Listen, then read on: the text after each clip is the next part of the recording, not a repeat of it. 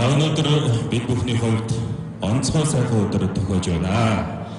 Өчигдөр өмнөөс Монголын гэрэл төрөөд болсон хүүхэд багчуудаа зориулж хүүхдийн цусны хавдрын 6 давхар бүхий эмнэлгийг байгуулж улсад хүлээлгэн өгсөн захын хорооллын хүүхдүүдийн шүдний эрүүл ахуйг хамгаалах хайбридент төслийг хэрэгжүүлсэн сурагчийн хүсэл эрмэлзэлтэй оюутан залуучуудад зориулж зөв тэтгэлэг сан үүсгэн байгуулж өдгөө 100 гаруй хүүхдийн их сургуулийн 4 жилийн хөтөлбөрийг хариуцж энэ төслөө энэ хөтөлбөрөөр амжилттай хэрэгжүүлж байгаа.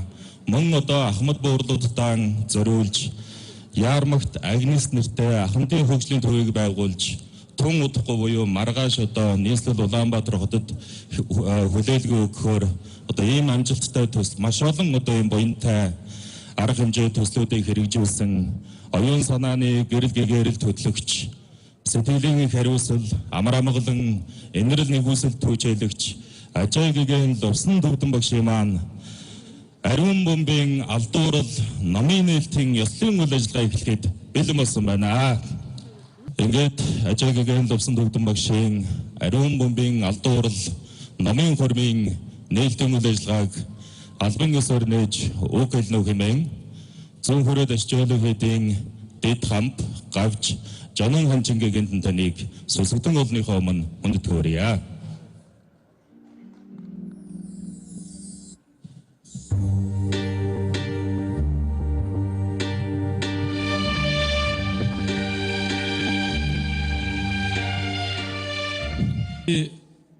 Баг бахта хотод хувилгаан гэдэг хүнийг сонсоод их тийм ямар хүн байдсан бол тэр тусмаа Монгол хүн хотод хувилгаанд байна гэхээр ямар хүн байдсан бол гэж ажаа өгш нэрийг сонсоод бид нар календар дээрээс эхлээд хийдийн календараас зургийг харж ингэж төсөөлдөг байсан.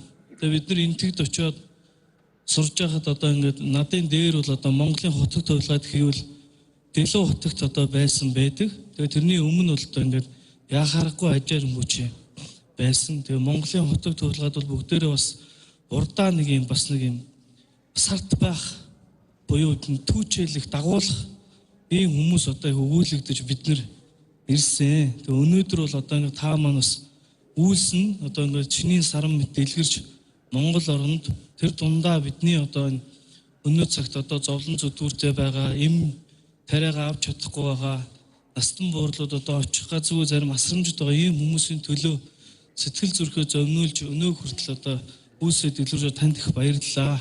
Тэгээ өнөөдрийн таны чацад зонсон буюу мэрэгэн хүн гэдэг юугаар хэлэх вэ гэхээр номлох, төөрөх, мэтгэлцэх гэдэг. Тэгээ таны мэтгэлцэн гэвэл энэ гадаадад очиж энэ коммунист намын эсрэг зүгээр үйлдэлээр далаа өгч тэргүүтэд хоёрын харуулж байгаа үйлдэл бол мэтгэлцэн юм.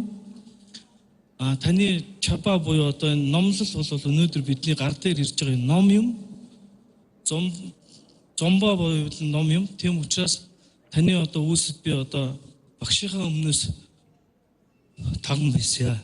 Миний багш бол таны өөрийн шав мөнх хэрдэнэ гээд Монголын энэ соён бүсгээр үндсэн хуулийг хүртэл бичиж ордонд залсан миний багшийн та багш юм. Тийм учраас таны үүсэд би даган байсаа. Таны үйлс чиний саран мэт дэлгэрч урт удаан та насалж шашин амьтны тусыг эхийг бүтээгээрэй гэж би танд айлтгая. Баярлалаа та бүхэнд.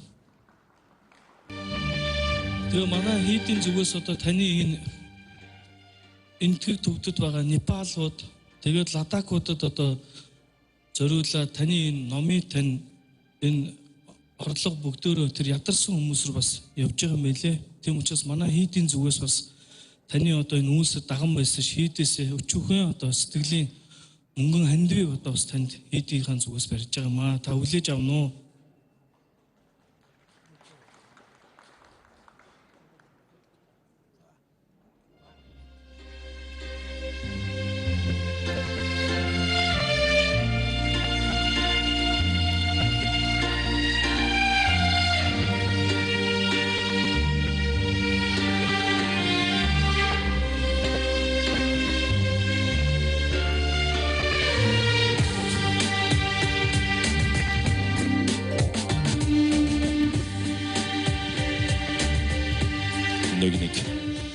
За маш баярлалаа. Одоо ерөн та бүгдийнхээ өмнө гайхалтай сайхан уран бүтээлчдэг би өрн залах гэж байна. Алтан бөмбөгийн алдуурал, намын хурмын энэ сайхан нээлтийн үйл ажиллагааг морин хуурын аяг шиг болоод уртын дууны уянгалаг сайхан ишгээр бас эглүүлэхэн зүйтэй болов гэж ингэж санаж байна. Ингээд та бүгдийнхээ өмнө Монгол Улсын морин хуурын чуулгын морин хуурч хөөмийч Монгол Улсын гавьяа жүжигчин Ашид Монгол Улсын соёлын тэргүүний ажилтан уртын дууч оюун эрдэнэ нарыг та бүгдийнхээ халуун олгот ажилтан дор гүн хүндэтгэлтэйгээр урьж байна.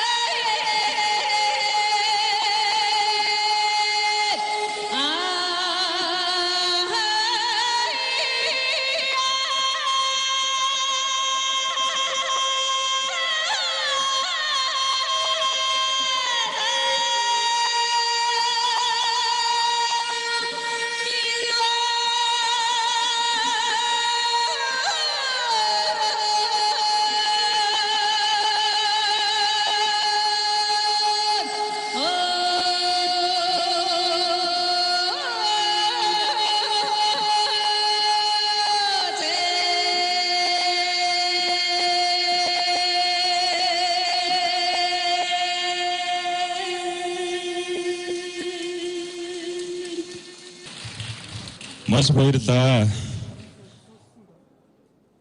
Ажаагийн багш маань бол зөвхөн шашны зүтгэлтэн төдийгүй хүмүүнлэг эндрэнгүй үзэл, оюун гэгэрлийн бэлэг тэмдэг болсон түүхэнд үлдэх хүн гэдэгтээ сүсгтэн олон бол саналыг байдаг. Түүний амьдралын замнал туулсан сорилт бэрхшээл, бүтээсэн үнэт зүйлс нь өнөөгийн бид бүхэнд гүнзгий гүн гүнзгий сургамж сургаал уран зориг өгч байдаг гэдгийг бас энэ дашрамд дурдмаар байна. Энэхүү ном нь уншигч биднийг зөвхөн түүхэн үйл явдлуудтай танилцуулаад зогсохгүй, дотоод сэтгэлээ эргэн толдож амьдралын утга учирыг эргэцүүлэхэд хөтлөх онцгой бүтээл болсон гэдгийг номын эхний уншигчд маань ингэж хэлж тодорхойлж байгаа. Ингээд эрхэм сүсгтэн болон та бүгдийнхээ өмнө Ажаагийн лувсан дөвдөн таныг хүндэтгэх хүрье. Номынхын талаарх товч танилцуулгыг хийнэ хэмээн таныг гүн хүндэтгэлтэйгээр өрн залж байна.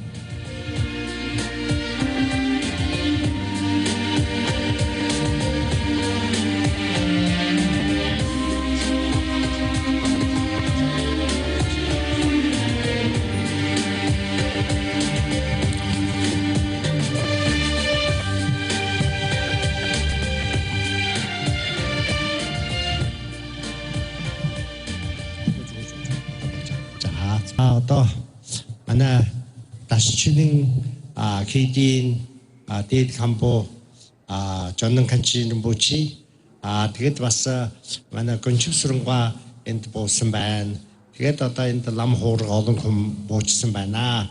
Тэгвэл та нар бүгдийн өнөөдрийн өдрийн мөндийг дэвшье.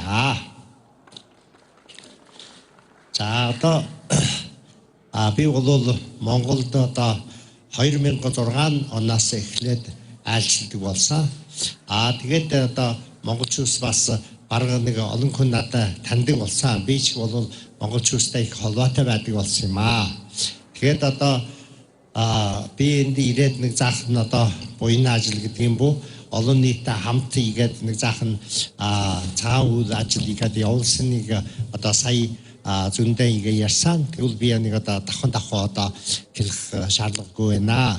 Тэгвэл миний ном болвол энэ анх нэг 10 жилийн өмнө монгол хэллэрийг гаруулсан юм аа. Тэгэхээр анх тэр номыг болвол би өөрөө бүр баг байх дээр 2 насг их дээр гүмбүм хийдээр намайг залаад Зөнхөө богдын аавын хойд дүр байна гэд 8 дугаар Ажаагийн гэдэг ширээн дээр залсан юм аа. Технэн би бол Көхнөрийн монгол хүн. Миний аав ээж болоод бүгдээ малчин хүн байгаа.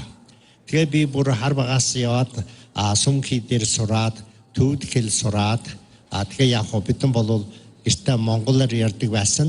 Дээд Монголын аяглал танаа баруун Монголын аягалтай адил байгаа шүү. Тийм болохнаа тэгээд монголоор ярьдаг байсан. Тэгээд сумхий дээр явсан дараа төвд хэл сураад, тэгээд ном сураад игээд цаахан явж ясаа. Тэгээд би 8 нас хүрэх дээр тэгээд бас улс төрийн асуудлаар гэтэдийн засгийн газраас бурхан шашин ном хийд бүгдийг хаагаад тэгээд манай сум дээрх миний багш болоод олон эрдэмтэй хүн сум хийдийн бүр чухал хүмүүс бүгдийг бариад шоронд хийгээд тэгээд би 8 нас байсан байхгүй. Тэгтээ намайг сум хийдээс гаргаад би суужаасан гаргаад лам хувцасыг өмсөх тийм завшаан байхгүй болгоод тэгээ гэтэд хэл сурдаг сургууль дотор явуулсан юм аа. Тэгээд тэрнээс тэгээд миний аав бол би 8 нас байх дээр бас шоронд барчигсан. Бардаг нь шалтгаан нь бол миний аав байсан болоод муу хүн байна гэдгийг шоронд яваад тэгээд яг нэг жил болоод тэгээд нас барсан байх юм байна. Тэгээд нас барсан хаана нас барсан яасан тийм түүх бол бүр мэдэхгүй. Тэгээд ээж нь бол тэгээд тэндээ Көхнөрдөө байсан. Тэгэхээр би тэрийн сүүлд бол тэгээ олон түүх байгаа. Тэрийн нарийн яг тийм бүгдэн би өнөөдөр энд их олон хэлмэргүй байна. Та нарт ном дээр харуул мэднэ. Тэгээд би 10 хэд нас хүрж явах дээр соёлын хувьсгаал гэдэг акцид одоо эхэлсэн. Тэгэхэд бүр сум хийдэг бүгдийг нураагаад одоо ном сургууль бүгдийг одоо байхгүй болгоод номын бүрэг данжруулаад ном бүгдийг бүр галанд шатаагаад тэгээд бидэн бүр одоо ажил хийгээд тэгээд одоо лам хүнгээ байхгүй тэгээд зөв жирийн хүн энгийн хүн болоод тэгээд ажил хийгээд тараад тэгээд суус юм аа. Тэгэхээр тэр үед бол одоо би бас нэг сансын маань хэлмээр байна. Энэ ном дотор хэлж байгаа. Миний бидэнд хамт байж байгаа миний нагаац Жайг багш их эрдэмтэй хүн байгаа. Жайг багш бол миний нагаац байгаа. Миний ээжийн дүүн маань одоо 10 дугаар Банчин богдын багш нь байгаа. Тэр хүн бол одоо тэр үед бол коммунистийн цагт малхаа өмсгөж байна гэх тийм нэг юм байдаг. Одоо Монголд бол баг байсангүй байх уу. Малхаа гэдэг нь юу гэвэл одоо хар малхаа нэр байгаа. Тэр одоо шоронд явсан бас биш. Чөлөө байхгүй. Одоо тийм хүнийг малхаа өмсгдөг. Тэгээд одоо манай одоо Жайг багшийг одоо миний наагацыг одоо малхаа өмсгээд игээд одоо хүмүүс хүрэн бүр их дормонд игээд ажил хийгээд чөлөөгүй игээ явж ясан. Тэгсэн тэр багш маань надад хэлсэн юм аа. Та нар одоо игээд суугаад болохгүй шүү. Та нар одоо энэ соёлын хувьсгаал гэдэг одоо ямар чөлөөч байхгүй, ямар юу ч завшаан ч байхгүй гэдэг игээ зүгээр одоо өдрийг дамжуулж болохгүй шүү. Та нар нууцаар болуулч нэг сайхан сурах гэртэй шүү гэдэг игээ зөндөө надад игээд хэлдэг юм аа. Тэр ягааг бол яавуулч явандаа бол нэг сайн цаг ирэх тийм завшаан байгаа. Тийм цаг хүрэхэд ямар хүнд болуулч эрдэн ухаа оюун гэртэй шүү. Тэгхнээ та нар сурах гэртэй гэдэг. Тэгэхээр би тэр багшаас игээд нууцаар игээд ном сураад эхэлсэн юм аа. Тэр үед бол ном судар гэдэг сум хийдээр байж болохгүй, үзэж байж болохгүй. Тэгхнээ тэр хүн их эрдэмтэй хүн болохнаа цээжээр надад игээд номоо заагаад би тэгээ нууцаар сурсан юм аа. Тэр бол яг одоо өнөөдөр бол би юу ч мэдэхгүй. Тэгтээ нэг заахан мэдчихсэн тэр хүн ач байгааг бодож байгаа. Тэгхнээ одоо энэ завшаан тааруулаад та нарт юу хэлнэ гэвэл Монголд одоо их сайхан одоо ийм завшаантай байгаа. Хүн эрхгээ байгаа. Өөрөөсөө одоо юу хийх тийм завшаан бас байгаа. Их сургуульд явна, бага сургууль ямар сургуульд явна гэвэл ч сурах тийм завшаан байгаа. Тэгвэл энэ завшааныг хайж болохгүй шүү. Та нар залуу байх тэр одоо сайхан эрдэм суух гэртэй шүү. Би энийг давхар нэг та нарт залуучуудад нэг урмаар байна.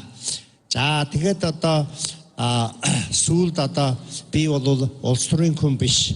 Тэгтээ би нэг гигэн гэжсэн нэр байснаар улс төрлөө халуутай болсон юм аа. Тэгээд 80 он хүрээд 70 хэдэн оноос л 78 оноос тэгээд мод тэргүүлэгч гэдэг нас бараад ном сурах завшаан гараад сум хийд дахиад сэргээгээд тэгээд би бас гүмбэм хийд дээр одоо яваад игээд байжсэн чинь тэгээд одоо гитийн засгийн газраас бас надад шинг ийм хүмүүст бас их өндөр нэр өгөөд одоо ийм төлөөлөгч гэнэ тийм дарга гэнэ тийм нэр өгөөд би бас ಈಗ улс төрийн тайз дээр гарсан байх юм байна. Тэгээд одоо хамгийн сүүлд юу хэлээ гэхээр одоо манай одоо төвд Монгол энэ хоёр газар бол олон нийт бол бараг нь одоо бурхан шашин шүтдэг байгаа шүү. Бурхан шашин шүтжсэн хүнд бол ийм 3 тэргүүн хүн байгаа. Монголд бол та нар мэдж байгаа одоо зан банзар богд живзэн дамб хотод гэдэг байгаа. Төвд нутагт бол одоо дээдийн гигэн далай багш. Тэгээд 2 дугаар нь бол Банчин богд гэдэг байсан байгаа. Тэгээд одоо Банчин богд 10 дугаар Банчин богд бол одоо гэтэд байжсэн. Далай багш бол одоо 59 онд 1959 онд Энэтхэг рүү гараад явсан байгаа. Тийм учраас одоо Банчин богдыг одоо гитийн засгийн газраас ашиглаад одоо хэрэглэхэд тэгсэн байдаг. Тэгтээ Банчин богд бол бүр багаас нь бүр өөрийн үндэсийн төлөө, өөрийн одоо шашина төлөө их сайхан их сайхан ажил үйл хийсэн юм аа. Монголчууд болвол Банчанбогдод уулздаг. Төвөдөөс болвол Хилхэм явах Банчанбогдод уулзаад өврийн зовлон жаргалаа хэлээд асуудаг байсан.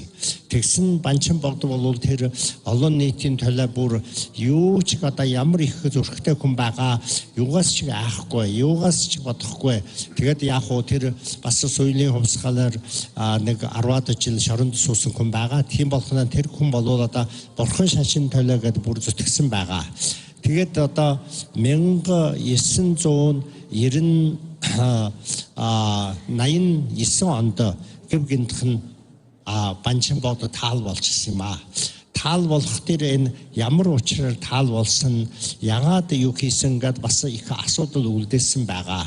Технэн тэр асуудлыг одоо бидэн хэн боловч сайхан тайлбарж хэлж мэдэхгүй. Тэгтээ тэр хүнээ хойд төрхийн төлөө болвол Гитийн засгийн газраас одоо энэ дотор игээд одоо хамгаалаад Гитийн засгийн газраас явуулж тодруулна. Энэ гэгэн хүнээ хойд төр байж болно. Тэр болвол засгийн газраас шийдэхгүй бол зөвшөөрөхгүй бол та нар өөрөөсөө зөвшөөрсөн болохгүй гэдэг. Тэгээд тэр тухайн үед бол далай багшаас одоо нэг тодруулсан хүн байгаа. Түүний одоо бүр 6 настай байсан. Тэгээд хаана явсан мэдэхгүй. Тэгээд алга болгоод. Тэгээд одоо Банчанбогдын хойд төрийг одоо алтан бомб ашиглаад одоо тодруулна гэсэн байдаг юу. Алтан бомб гэдэг бол манжир эзэн хаана одоо гаргасан тийм нэг арга байх юм байна. Тэрийг одоо төвд нутгад их хэрэгжилж асан бүгөө юм бүч мэдэхгүй. Тэгтээ тэр үед тухайн үед одоо 10 дугаар Банчанбогдын хойд төрийг одоо алтан бомбаар игээд одоо шийднэ гэдэг. Тэгээд тэрийн дотор одоо алтан бомбын дотор одоо 3 нэр төвөөд нэг нэрийг одоо сунгах ёстой байсан чинь тэгээд тэр Гитийн засгийн газраас тэр нөгөө нэр дээр одоо тэмдэглээд тэрийг одоо авахар болох юм тийм одоо болгоод тэгээд тэрийг гаргаад одоо ялангуяа одоо өөрөөсөө бодсон дээр тэр хүнийг гаргалаа гэсэн юм байдгүй юу. Тэр учрыг би ном дээр бүр сайхан хэлсэн байгаа.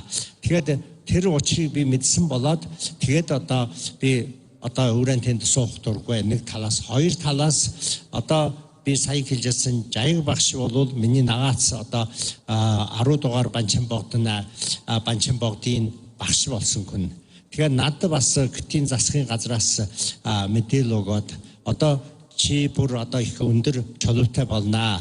Технэн одоо чи бидэн засагтай хамтаа ажиллаж ээж одоо энэ 11 дугаар Банчанбогд Гитийн засгийн газраас тэмдэглэсэн энэ Банчанбогдын багш болох хэрэгтэй шүү гэдэг игээ хэлсэн байдаггүй юу. Тэр бас яах вэ? Бүр тод хэлсэнгүй.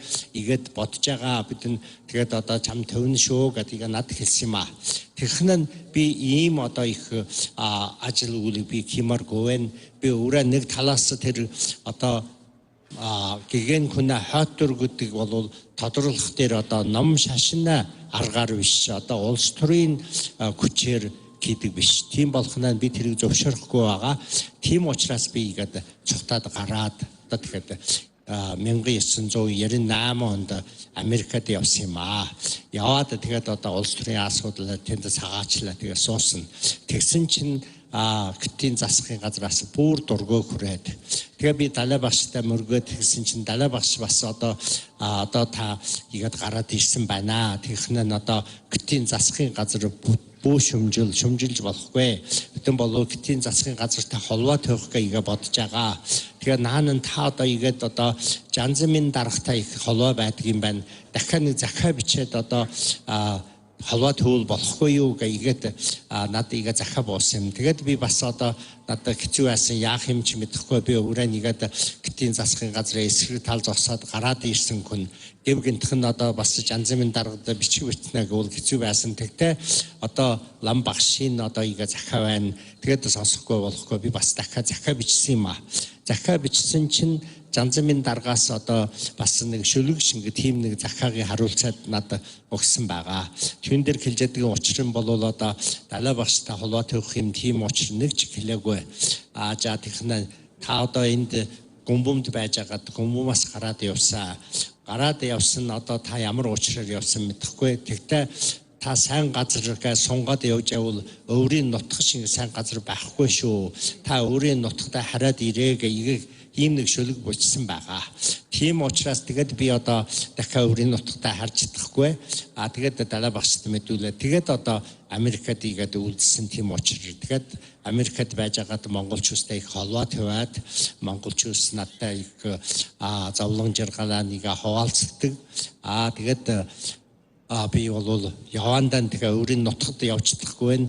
Монголд бол ч нэг альчлуул гэдэг. 2006 онд би Монголд анх удаа ирсэн юм аа. Ирсэн чинь Монголд ирэхдээ Монгол улс гэхдээ би онгоцын буудалд бурахдаа санаа сэтгэлд юугаа бодлоо гэвэл одоо энэ спикер дотор хэлж яадаг монголоор харилцаад бүгдээрээ монгол хэлээд ярьж ил байна. Тэгхэн би дотор нь өөрийн нутаг өөрийн улс гэдэг ийм байжээ гэд ийм нэг юм бодсон юм аа. Тэгэхээр энэ чухам өөрийн нутаг байна. Манай нутагт болвол одоо дундаа болвол заах монголоор ярина. Тэгтээ нэг албаар нэг үг хэлвэл монголоор ярих тийм зав шам байхгүй. Яавал ч гэтээр ярих гэдэг. Одоо монголчууд шалвал цагаачлаад одоо Америкт одоо Европод хаана байсан Японд их байна. Тэдэн болвол өөрийн дунд одоо монгол хэлээр ярина уугүй юу? Одоо Японд байвал япон хэлээр ярина. За одоо англи байвал англиар ярина. Тийм болох нь өөрийн одоо үг нь мартаа, соёлоо нь мартаад тэгээ гэгдээ тэгжил байгаа. Тэр их харамстай байгаа. Тийм болох Монголд ирэх нь тэр биш. Одоо өөрөөсөө монголоор яриад монгол хэлээр юу хийгээд тэгдэг болох нь их сайхан өөрийн нутаг шиг юм байна гэ.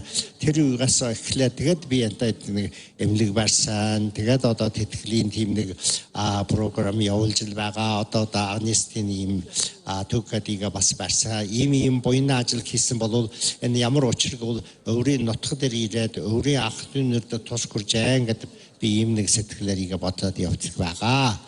За одоо тэгвэл одоо номын тухай бол би их олон хэлэх юм байхгүй байна.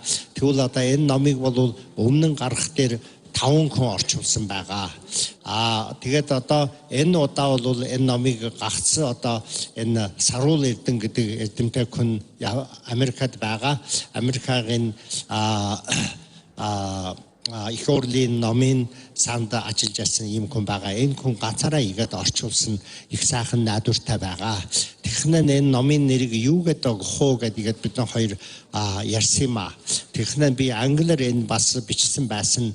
Тэгсэн тэр англиар хэлсэн дээр болвол behind of the golden urn ceremony гэж хэлсэн байгаа. Тэрийг тэгээ Саруул Эрдэнэ бодоод за тэгвэл одоо алтан бомбын алдуур гэдгийг хэлвэл сайн байна гэх ийм нэр өгсөн тийм учиртай байгаа. Тэгвэл та нарын номыг үзвэл та сайхан анхаарад мэднэ гэсэн тийм учир байгаа. За тэгээд баярлаа. Хамгийн сүүлд би нэг юм хэлж яасан юу гэвэл одоо би өөрөө болвол миний аавын аав бол төвд хүн байгаа. Миний ээжийн ээж болоод бүгдээрээ монгол хүн. Тэгвэл одоо би өөрөө монгол хүнгээ боддог. Би өөрөө нутагтай байхад бол төвд хүмүүстэй их холбоотой, монгол хүмүүстэй ялгалгүй их холбоотой тийм байгаа. Тэгээд одоо гумбум хийдэг утаа гумбум гэдэг ч та монголчууд одоо гумбум хийдийн эзэн лам гэдэг байж асан. Тэгвэл тэнд бол одоо бас буйна ажил зөндөө явуулж асан байсан. Тэгээд одоо би энд гараад ирсэн дараа одоо Америкт явсан дараа өөрийн нутагтаа харж чадахгүй байгаа. Одоо 20 хэдэн жил бараг 30 жил явж байна. За тэгээд нэг буйна ажил хийх тийм завшаан байхгүй. Тэгтээ би Монголд ирээ зөндөө одоо сайхан буйна ажил хийсэн. Тэгвэл тэрнэр дээр та нар одоо их сайхан тус хүрсэн. Одоо бол үргэлжилж та нар бас тийм дээр тус хүрээд ирээ гэдэг одоо жишээлбэл нэг хүүхдийн тэтгэл өгжсэн энэ дээр одоо монголчууд их анхаарад игээд хандив өгчл байгаа. Тэгвэл явандаа бас спонсор болоод та нар сайхан өгөөд ирээ гэж үргэлжил байгаа. Тэгээд одоо би энэ номыг зарсан дараа энэ номын худалдсан одоо хөргөө гэдэг юм бууч одоо хандив ирүүл би одоо төвдийн төлөө нэг юм хийяаг бодсон. Технаа юу хийх вэ гэвэл одоо ладагт одоо далай багшиг дахаад олон төвдөөс одоо энэ нэгт гараад байгаа амьдралж байгаа.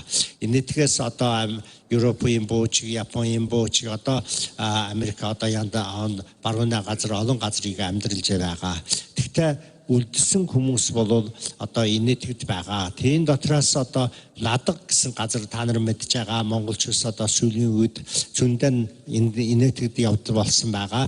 Тийм болохоор ладаг гэдэг их өндөр газар Хималаягийн ард зүгт бол төвд, өмнө зүгт бол Индия Индүү байгаа. Тэгэхээр тэр энтэд одоо байсан тэнд төвдөөсийн нэг настай чүсийн тийм нэг асрамжийн газар байна. Их хуучирч байна. Одоо тэнд бараг тэр баашин бараад нэг 50-60 жил болж байх юм байна. Дотор бол бүр одоо халуун, дулаан, одоо бохор тийм юу ч байхгүй. Урд нь цагийн тэр янзаар итгэе явж байсан. Тэрийг бид нэг сэргээяг ийм нэг бодож байгаа. Технэн энэ номыг одоо зарсан тэр хөрөнгө бол бүгдийн тэн дээр явна. Тэгвэл өнөөдөр бол манай дашчилын гэдийн одоо дээд камбу басыг төлөөлөгд надыг хандив харилсан. Технэн бэрийг бас даган баясгал хийж байгаа. Тэгээд монголчууд юугаа үрэнэг бол одоо явандаа энэ цагаан үйл дээр бас та нар бас тус хүрээд нэгэндээ нэгэ тус хүрээд сайхан хандивын ажил хийхгүй юу гэдгийг бодож байгаа. За тэгэхэд одоо хамгийн сүүлд энэ олон хүн ирсэн байна. Та нар бол явандаа одоо эрүүл мэнд байгаа, сайн сайхан байх юм би эрүүл төвж байгаа. За маш их баярлалаа.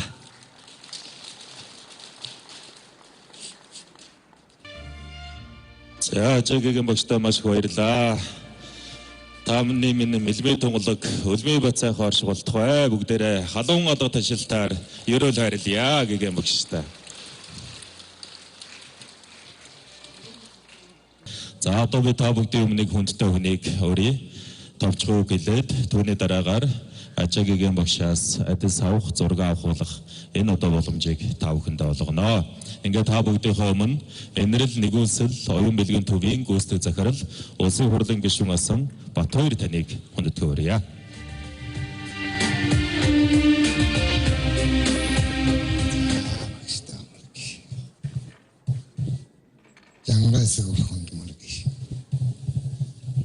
Та бүхэнд энэ өдрийн амгалан айлтгая. Миний нэрийг Батбаяр гэдэг, Бачаргалын Батбаяр. Тэгээд би энэ Ажаагигэнтний үүсгэн байгуулсан энэрл нэгүсэл оюун бэлгийн төв гэдэг төрийн бас байгууллагын энэ захирлын ажлыг одоо 2006 оноос эхлээд өнөөдрийг хүртэл гүйцэтгэж яваа ийм хүн байгаамаа. Тэгээд би багштайгаа 2006 онд анх учраа. Тэгээд багш маань энд Монгол улсад анх ирсэн. Тэгээд энд одоо буйны үйлсийг нь одоо цаашид дэмжиж, туслаад дэмжих ийм зорилгоор одоо 2006 оноос ч одоо 26 он хүртэл ч баг 20 жил хамт багтынхаа ивэлд багтаж яваамаа.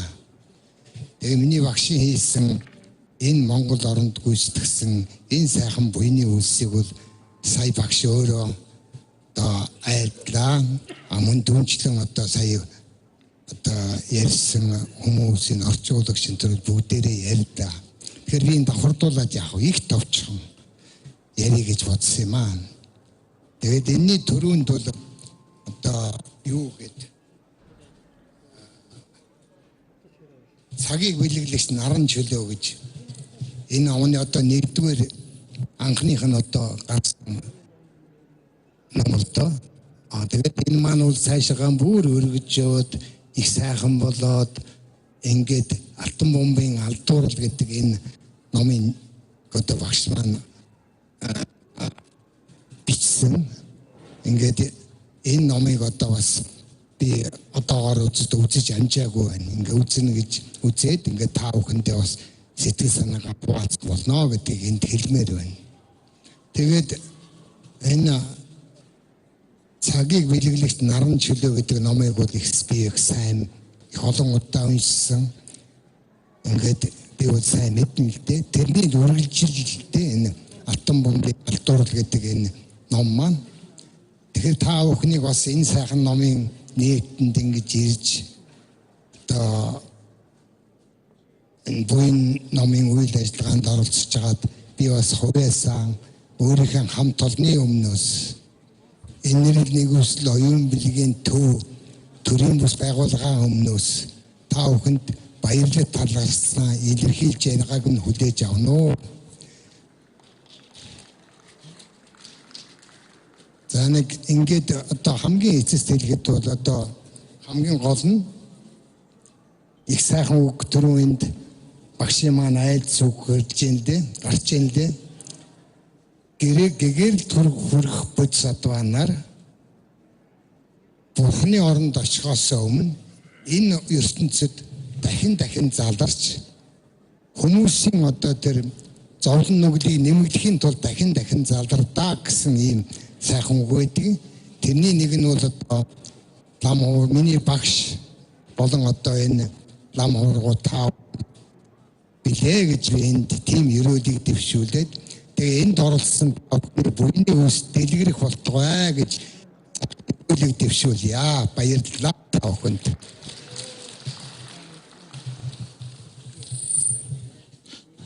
За энэрэл нэгүсэл оюун билгийн төвийн гүйцэтгэх захирал Бат хоёр танд талархлаа илэрхийлье. За одоо Алтан бомбын алдуурал номыг бүтээхэд гүн туслалцаа үзүүлсэн Бурхны шав сүсэгтэн одоо өглөгийн эзэдтэй гэгээн багш маань тусгаарлан бас гарын билгээ гардуулна. Түүний дараагаар одоо манай ном авсан сүсэгтэн олон маань энэ талаасаа ирээд багштай зураг авуулаад ингээд буцаж цаанаас очиод арц утлаг аршаан бид нар бэлдсэн байгаа. Тэгээд эндээс та бүхэн хүртээрэй гэж ингэж хэлээ. Ингээд гэгээн багшигаа тайзнаа урьж байна. За өглөгийн эзэн буйны садангууд болох Дашчоолын хэдийн дэд хамт Жонон ханчин таныг гэгээнтэн таныг хүндэтгэвэрье.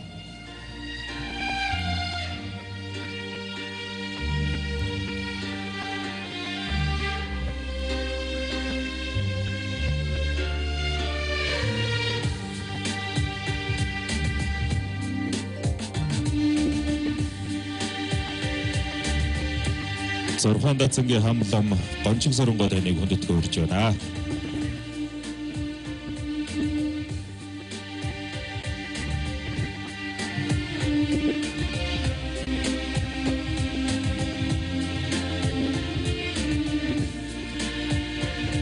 За мөн номын орчуулагч бүлгийн эзэн Саруул Эрдний одоо билгийг бид тусгаалan Америк нэгдсэн улс руу хөргүүлэх болно.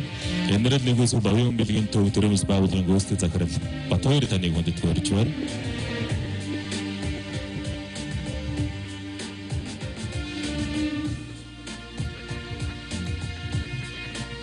За өглөгийн эзэн Ширв Нимбо таныг хүндэтгэвэрье.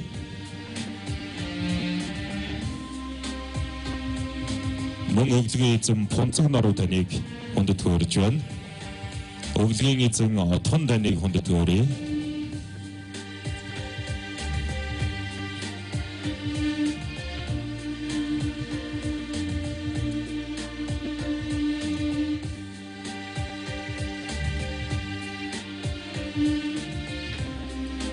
Мөн өглөгийн эзэн Алтан гэрэл таныг мөн хүндэтгэвэрж байна.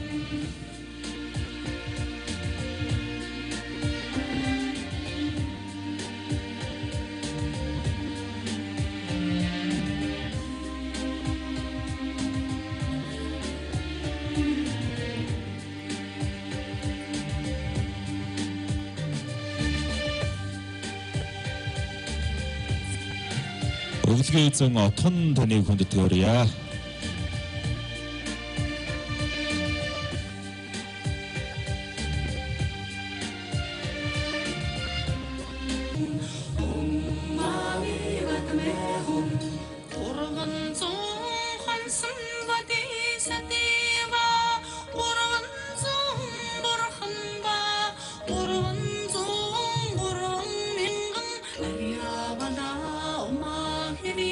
Atma durdu şa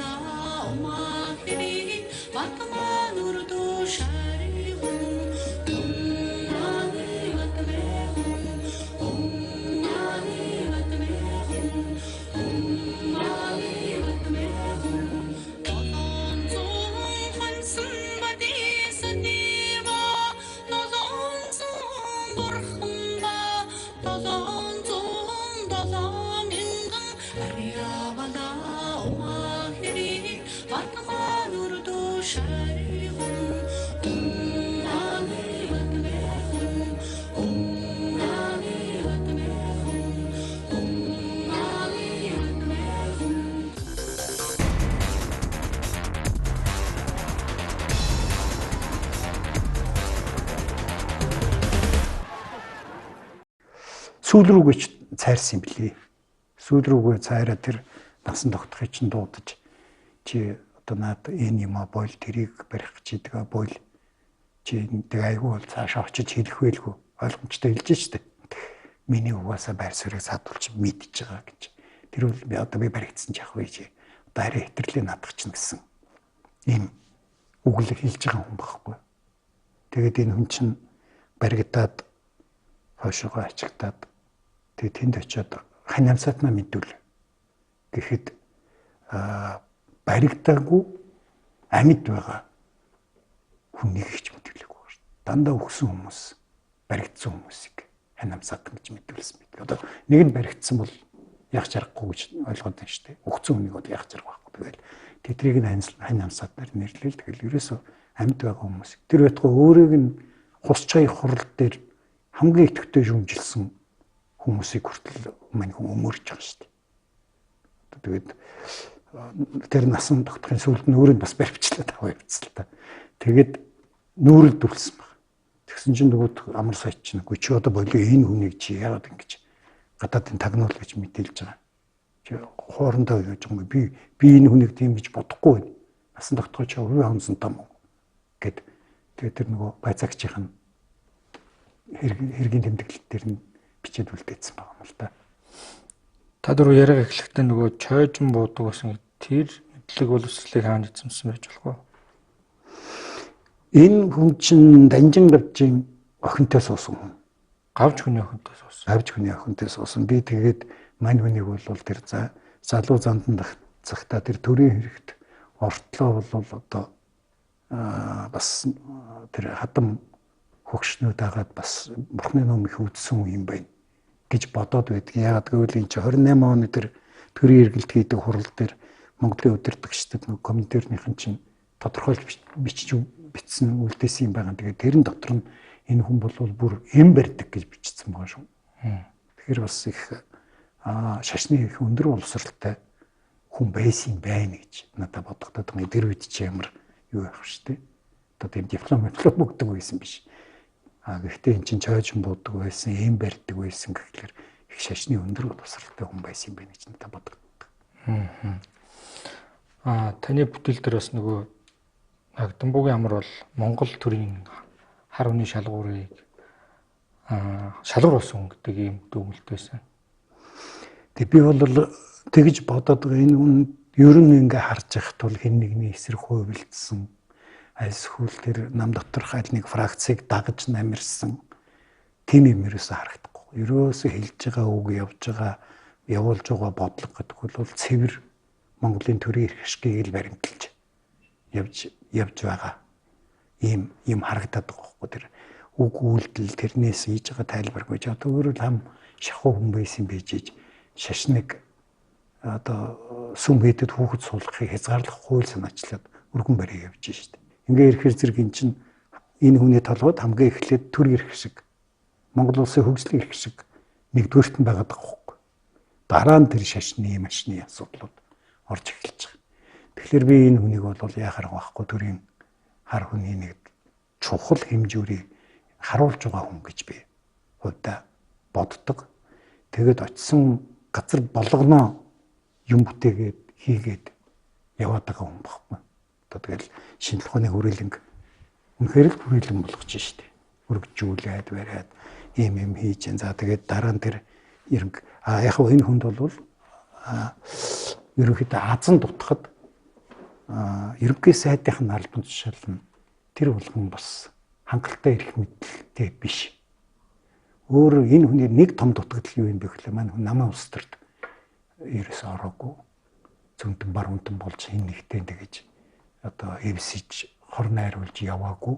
Тийм учраас энэ хүний намын гэрээр нэх өндөр биш зүгээр яг тэр хашж байгаа албан тушаалаараа л мань хүн чинь дуурай нэг гişүн болвол ингээд яваад байгаа болохоос биш. Мань хүн чинь өөрөө одоо тэгж карьер хөөж намын өндөр албан тушаалд очихгүй гоо. Гэтэл тэр үед гол ажлын шийддэг, гол асуудлын шийддэг байгууллага нам байсан. Би энийг бол тодорхой хэмжээнд мань хүний алдаа байж дээ гэж боддог. Гэхдээ их эрт намын карьер хийгээд айгүй бол Оросуудад бас эрт нь хулцсан ч байж болох л талтай л да. 20-р зууны төр нийгэм улс төрийн сэтгүүлтнүүдийн талаар социализмын үед ч тэр одоо ч тэр олон кино бүтээлүүд гарсан байдаг. Уран зохиол. Хагдамбуугийн амаргайн талаар ер нь киноны нэг хэсгээр ч болов гарсан тийм байдаг л. Ер нь кино зохиол хийж болмоор санагдах юм чинь бас их өрнөлтөө хор барахгүй талигач эрдэн болгонгоо кино аавна гэд зохиол мөхөөлн бичээд байна уу, бичүүлээд ч байна уу. Тэгээд кино миноны зарим хэсгийн зураг авалт хийсэн зүйл бий л дээ. Тэгээд энийгээр одоогор тэр кинон хийгдэггүй л байна. Одоо хэний гар дээр очиод яаж ажил хэрэг болж байгаа юм би бол мэдэхгүй байна. Би бол энэ номыг гаргасан. Бас энэ нэг уул нь миний нөгөө нэг юуны энэ түүхэн тусгаар тогтнолын товчон гэдгээр би нэг 20 ангид баримтат уран сайхныг нэг хийсэн шүү дээ. Тэрийг бол нүргэжлүүлээд 40 анги болгох хэрэгтэй. Тэгэх юм бол энэний дараагийн 20 анги дээр бол энэ амар гэдэг хүний тухай их тодом руу гарах юм байна л да. Энд ч бас үнэхээр хүнд үед бас нэг иймэрхүү хүмүүс байж ич төр самарчихгүй, амарчихгүй бас байсан болов уу гэж надад бодогддог. Тэгвэл дандаа хувьсгалж цугласан болоод 32 оны эсрэг үүсэл болгоо хийж чинь тийм ээ. Эсвэл дандаа одоо юу гэх юм те баруун одоо үндэсний үзэлтэнгүүд суглахаар 28 оны төрийн эргэлт болгоо хийж чинь шүү дээ. Тэгээд бүр одоо дуулууртай нөхөр авчид тавьчихгууд 37 оны хэлмэл л болгоо хийж чинь. Ингээд их хэцүү юм дундуур ингэ чи явж байгаа. Тэгэд бодвол би зүгээр сүулдэ боддөг юм аа тэр насан тогтоход хэлж байгаа шийдсэн үг намайг тэрнгүү мэдчихэж байгаа юм чинь энэ төр гэж хэлж байгаа үг бол мань хоёр нь тэгээд энэ олон хүний баримтчилгаа элдв 7 юмыг хараад энэ ер нь тэгээд хааштай намайг баримтчилж цааслах нь тодорхой юм байна дөө тэгээд би чадлаараа тэмцэе гэж бодсон хүн болов л гэж надад харагдаад байгаа. Энийг баримтлах шийдвэрийг би бол Москвад болсон зөвлөгөөн дээр Сталин оролцсон Чавлсан оролцсон зөвлөгөөн дээр гаргасан юм байна гэж хараад байгаа. Яагаад гэвэл тэр Миронов гэдэг нөхөр тэр үед бүр эрхтлүүлэгчийн ажлыг өгөөд буцсан байсан. Тэгэхдээ мань хүнийг Монголыг мэддэг хүн гэсэн утгаар зөвлөгөөнд дуудаж суулгасан. Тэгээд тэр ихнэрийнх нь дуртгал дээр их чухал зөвлөгөөн болсон юм шиг байлээ гэд. Тэгээ Чавлсан дэвтэр дээр Ааг баримтлах гэж тэмдэглэж авсан байсан гэж байгаа юм. Тэгэхээр тэнд шийдэн нь бол тэнд гарсан юм шиг. Хажмаа нөгөө самбуугай гэр намар сайттай жоохон зөвлөх боломж байна уу? Бас л төрийн хар хүн байсан бас ухаалаг. Төрийн совист гэх юм уу одоо төрийн ёс зүй. Яг тэ тэр утгаар нь бас яг дөхүүлж хэлж болох байхаа. Гэхдээ мэдээж самбуугайн үед бол дахиад ардын их хурлын тэргүүлэгчдийн даргач бол ёслолын албан тушаал шүү дээ. Ер нь бол нэг төрлийн бодлогод оролцоод байдаг. Угаасаа бас албан тушаал нэг тийм хүн байсан байна даа л гэж би хараад байдгийг. Амар сайд ч гэсэн бас тэр нэг гүйцэтгэх албан тушаал болохоос биш шийдвэр гаргах албан тушаал тэр яваагүй болж таарад байгаа. Хэрвээ мань хүн намын нэрийн бичгийн дарах гэдэг намын карьер хөөгөө явуулсан байсан бол шийдвэрлэх албан тушаал дээр очих байсан баг. За энэ үний чинь цаазлаагүй гэдэг яриад ер нь хоошо хизээ авч яваад хизээ цаазын хизээ амин үргэжсэн би гэж асуух юм да. Цаазлаагүй буюу ингээд алга болцсон гэдэг бас юм сан домог байгаад байдаг. Түшнэр нь хаана гэдэг. Энэ 1939 онд баримтлаад аваа явсан. Тэгээд цаазын тогтоолыг бол 41 оноо 7 сарын 10-нд уншсан. 2 жил. Тэгэхдээ энийг сонио гендэнг цаазлахад 11 сарын 26-нд цацалсан байдаг. Бүгд нарт тулс өдөр. Амрыг бол наадмын урд өдөр. 41 оны 7 сарын 10. дэлхийн 2 дугаар дан эхэлсэн байсан. Тэгээд дэлхийн 2 дугаар дан эхэлсэн байсан. Шоронгийн оргидлуудыг бол фронт руу бөөнөр нь ачиж байсан. Мэдээж гадаадын иргэдэд бол арай өөрөөр хандна л да тэр зөвлөлт засгийн төлөө тэмцэхгүй ойлгомжтой юм ч тий. Тэгээд гадаадын иргэдийн бол ерөнхийдөө тэгэл ялан тушаалын гүйцэтгэл тэр чинь 7 сарын 27-нд цаазалсан байдаг баг. Бүх тэнд шоронд оргиж исэн Монголын удирдлагад байсан улсууд хоёр нарийн бичгийн дарга, Бакурлын дарга, ерөнхий сайд, хэд хэдэн яамны сайд гэдэг их олон хүний нэг дор цаазалсан байдаг. Тэгээд би хурлын гишүүн байхдаа одоо энэ Бугад сумын нутгийн зөвлөлийнхэнтэй хамтраад юу шарилыг олох гэж их хөөцөлдсөн боломжгүй болсон юм билий.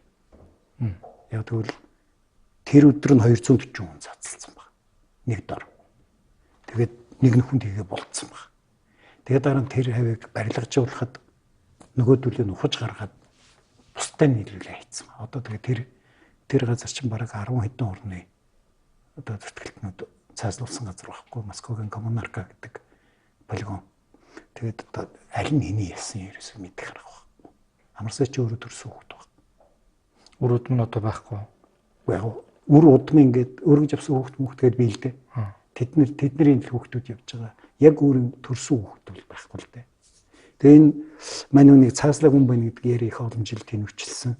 Тэгээд юу хөгшнөн Цэдэмбал дарга дээр орсон баг. Цааслаг хүү гэдэг юм аа. Тэгээ бүр энэ эрхэм хүчин нэг сангийн ажгууд байх юм гэнэ гэж. Би тийм яриа сонслоо гэж. Тэгээ бол дарга за би асууж лавлаа судлаа гээд тэгээд тэгээ яг асуулт авсан ч мэдээж тогтоолын гүйцэтгэсэн л одоо бүх юм өгнө шүү дээ тий. Тэгээ за энэ хүнийг бол цаацалсан байна гэдэг. Яг өгшөнд нэг тэтгэл тогтоож өгсөн юм байна лээ. Ер нь бол дараа нь эсрэгүүний хүүхэд гээд гэр орных нь аягүй хадлагдаж зовж явсан юм түүхтэй.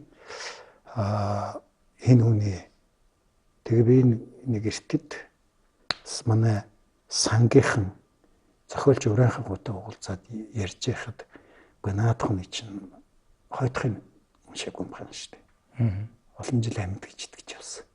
За тэгээд тэр 60-аад амуулаад ирэх үед уншихламжгүй болчихгүй. Нөгөө сүмэдэж устгаад төвөөгээд алгуулгацсан. Тийм гэсэн байгаа тэр юу вэ? Одоо хойноос тэр шарилын авчраа сац хийлгээд сувргыг нутагтан тавина гэдэг их зөв санаа юм шүү гэд. Манай сангийнхан одоо энэ ажлыг хийх гээд хөөцөлтөд явж байгаа л да. Одоо сацын хийлгэх ажлыг явж байна. Таны 20 дугаар зууны төрийн зүтгэлтнүүдийн гэгцэн түүхийг ярьж байхад нэг бас адилхан яг бүгд болгоныхан байгаа. Гүү шүү. Манчил бод. Юу жалхан цутагт гээд завхны хүн байгаа шүү. Дандаа болгоны хүн бичдэг гэж байна. Дээр нь энэ хүмүүс нөгөө үр удам байхгүй болчтой тийм сонин юм ажиглагтаад байх юм. Зориуд нөгөө хойштын тавилангуудаа мэдээд байна уу? Эсвэл зүгээр л нэг тийм тохиолдод уу?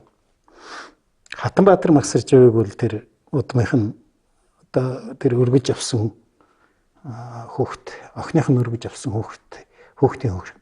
Тэр нь одоо хөгшин настай хүн байгаа шүү дээ. Би очиж уулзаад ярьж байгаад асуусан юм хараал хийсэн гэдэг яриа байдаг. Эдгээр сууд хараал хийсэн гинэ гэсэн яриа байдаг.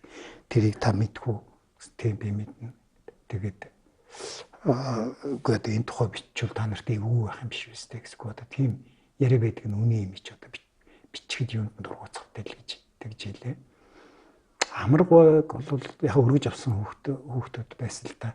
Гэхдээ яг юунаас нь бол өөрийнх нь ханаас нь бол хүүхэд төрөөгүй. Энд ч бас юу юм аа. Тэр үед бол бас тийм нэг сонин юм харагдаад байдаг. Би бол судалгаа хийж үзээгүй учраас мэдэхгүй. Нэг анзаарагдаад байдаг юм. Нэг бол хүүхэдгүй. Нэг бол нэх олон хүүхэдтэй. Тэр үеийн хүмүүс бие биендээ хүүхдээ амир их өргүүлдэг байсан. Энэ тийм сонин үзэгдэл байдаг шүү дээ. Тэгээ тэр бас тэрнтэй холбоотой юм уу гэж надад бодогдоод байдаг юм байна. Өнөөдөр энэ нэвтрүүлэг өрнөдлөө. Дараа уулзлаа баяртай.